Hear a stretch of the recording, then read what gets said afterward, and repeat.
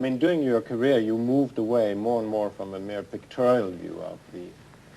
The painter has a totally different approach. The painter's approach is purely synthetic. In the sense, he pulls many things together. I don't mean synthetic in the wrong sense. And the photographer's approach is analytic. Yes, except the painter has the possibilities of an accumulation of time and intentions, while the photographer is the frozen moment. That's to be right, that's right. You're very concerned with mood, obviously.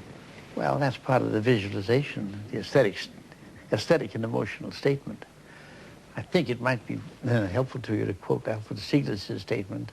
When someone asked him in earlier days when photography was scorned, usually, said, Stieglitz, we don't understand this talk about creative photography and creativity with a mechanical medium. How do you make a creative photograph? And he replied that he was interested. He would go out in the world with his camera. He would come across something that excited him emotionally, spiritually, and aesthetically. He said, forget all those words. They don't mean much. They're just symbols of something much deeper. And I see the picture in my mind's eye. I make the photograph, and I give you the print as the equivalent of what I saw and felt. And that word equivalent is really profound, because it is the equivalent of two things, what he saw and what he felt about the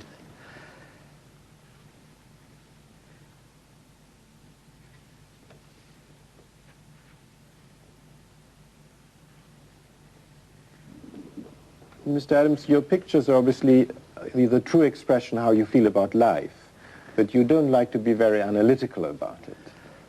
Well, the element of verbalization, of explaining what's in the picture, what you feel about it, I think it's very futile, because if it isn't in the picture, then you're talking about it. And I've known, let's say, some dear friends who were great verbalizers, and they would demand that I would make a verbal expression of why and what I did, what I felt.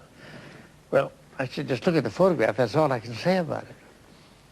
And it's a very important point, because you cannot, it isn't that you don't become critical, and I can look at this and I can see how I could have improved, but I never could put into words the particular feeling and the emotion of this particular moment. Because it's contained in the photograph. And it's impossible to put into words just what you feel. You just say that I think this photograph has it, or it doesn't have it, or I can tell you what camera or lens or film and all those, what we call chatter.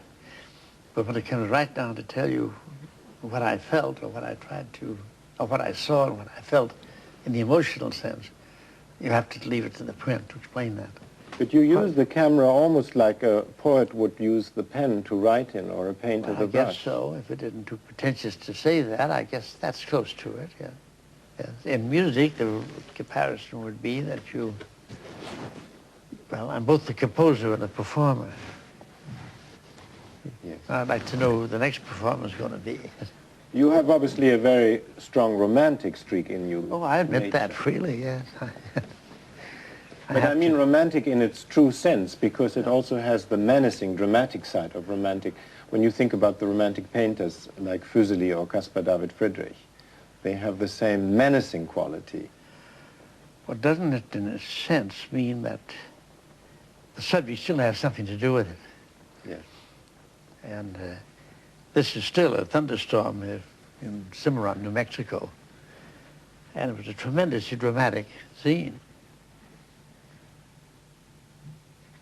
There's this magnificent view of the Southern Sierra, and this was a very dramatic and difficult thing to photograph technically, and I think I solved it fairly well, but it's a matter of extreme contrast, and it is popular, I think, because it is very dramatic. What is it that you're drawn to so much to nature untouched by human beings? Well, it's simpler, and it's less confused with different meanings. There's some people that always demand some humanity in nature. There's some, especially a pictorial group, as we call it, would demand that there be a monk standing by this church gate, you see. And you're not looking at it as a thing of beauty and pure form. Do you think it has also something to do that it lends a sort of timeless quality to the photograph? Yeah. It takes it out of any immediate superficial human connotation. This is the Mission Santa Fe del Bac in southern Arizona, and it's probably America's most beautiful Spanish type structure. And a thing like this is very hard to photograph. It doesn't look that way, and it shouldn't look that way to the spectator, but trying to get these elements and these distant things to work, I had to use a very short focal length lens, and the slightest movement of the camera changes position. See, I could move the camera 2 inches to the left, and this would impinge here, and all kinds of things. Even now, after I've taken it, I can see where I could have improved it a little bit by moving. Do you think a photograph represents reality, or does it interpret reality? Oh, it should be an interpretation. It can also be a document. It can represent it. And there's no doubt that this is Mission Santa Fe del Bac, but it's only a fragment of it. And again, an interpretation of a statement of feeling about this particular fragment. I also think by just showing a fragment, you capture the essence of the church. Yes, very often much more.